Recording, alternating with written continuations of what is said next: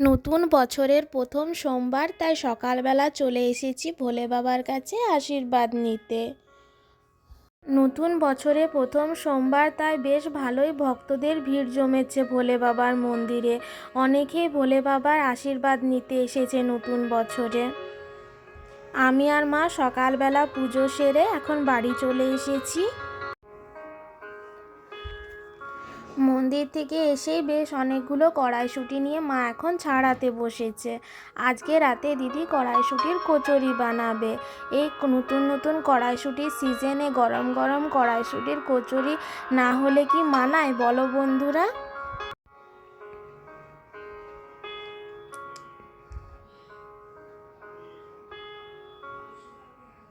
বেশ অনেকগুলোই কড়াইশুঁটি ছিল, তাই আমিও মার সাথে বসে গেলাম মার হেল্প করে দিতে। তাড়াতাড়ি হয়ে যাবে কাজটা। মটরশুঁটি ছাড়িয়ে দুপুরবেলা এখন দিদি ভাত বাড়ছে।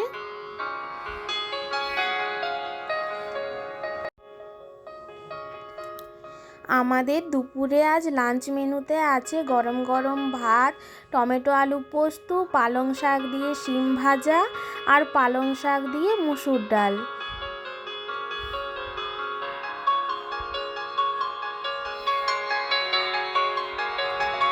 পালং শাক দিয়ে মুসুর ডালের এই রেসিপিটা আমি ফার্স্ট টাইমই ট্রাই করলাম।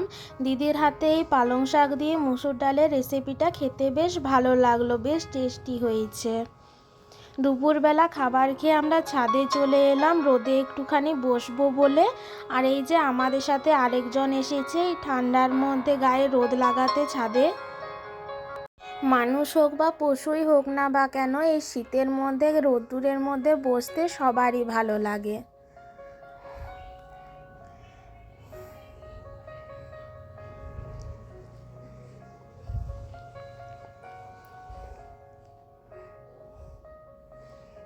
আকাশে কি সুন্দর চারিপাশে অনেকগুলো পাখি উড়ছে।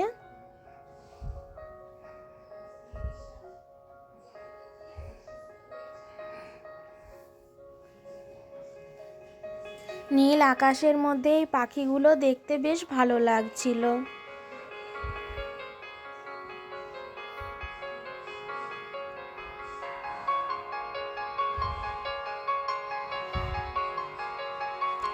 একটুক্ষণ ছাদে বসলাম, আর যে কাপড়গুলো মেলে গেছিলো মা একটু আগে, সেগুলো এখন শুকিয়ে এসেছে, তাই তুলে নিচ্ছে। কাপড়গুলো তুলে আমরা নিচে চলে যাব এবারে।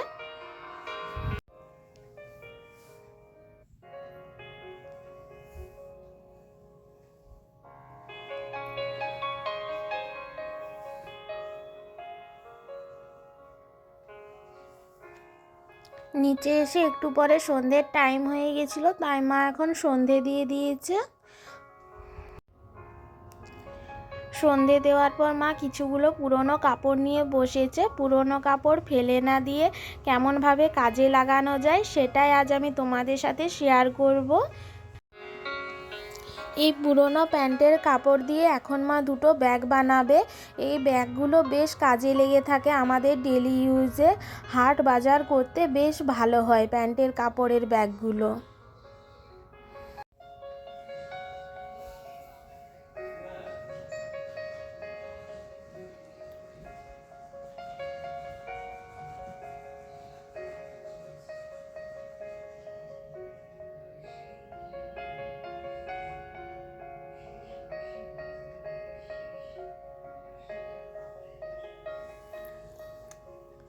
প্যান্টটাকে ঠিক মাপ মতো কেটে নিয়েছে, দুটো ব্যাগের মাপে কেটেছে মা। এখানে একটা বড় আর একটা ছোট ব্যাগ হবে। প্লাস্টিকের ব্যাগ ব্যবহার না করে এই পুরনো প্যান্ট বা আরও মোটা কাপড় দিয়ে ব্যাগ বানিয়ে ব্যবহার করতে পারো বন্ধুরা, বেশ ভালো হয়। পুরনো প্যান্ট দিয়ে ব্যাগ বানানোর কাটিং ও সেলাইটা পুরো ডিটেলসে মা এখানে ভালোভাবে দেখিয়ে দিয়েছে বন্ধুরা।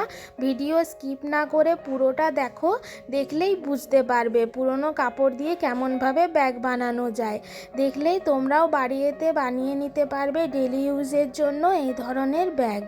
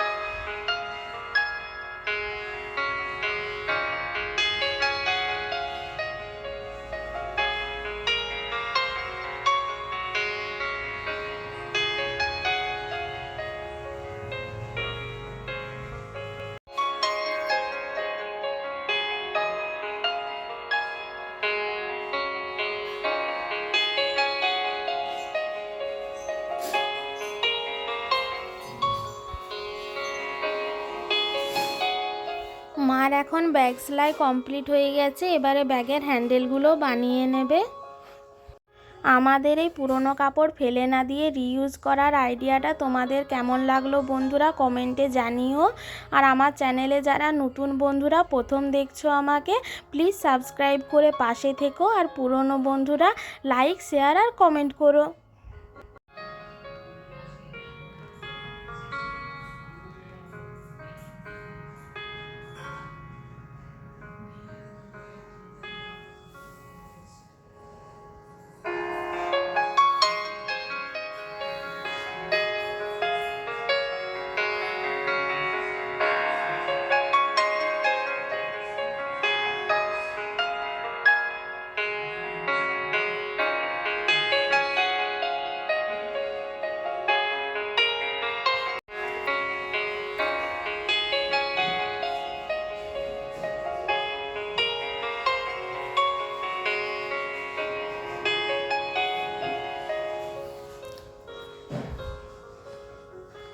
খুব সুন্দর হয়েছে ডেলি ইউজের এই ব্যাগ দুটো। তোমরাও চাইলে খুব সহজে বাড়িতেই এমনি ডেলি ইউজের ব্যাগ বানিয়ে নিতে পারবে বন্ধুরা।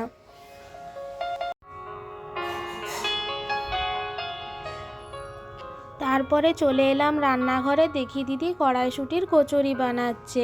এই শীতের সময় কড়াইশুঁটির সিজনে দিদি বেশ ভালো কড়াইশুঁটির কচুরি বানায়।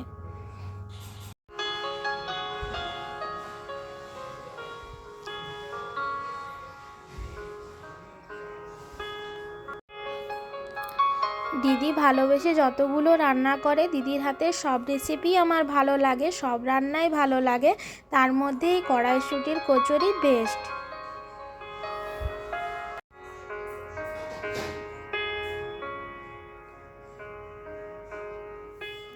কচুরিগুলো বেশ খাস্তা খাস্তা হচ্ছিল, খুব সুন্দর ফুলেওছে প্রত্যেকটা কচুরি।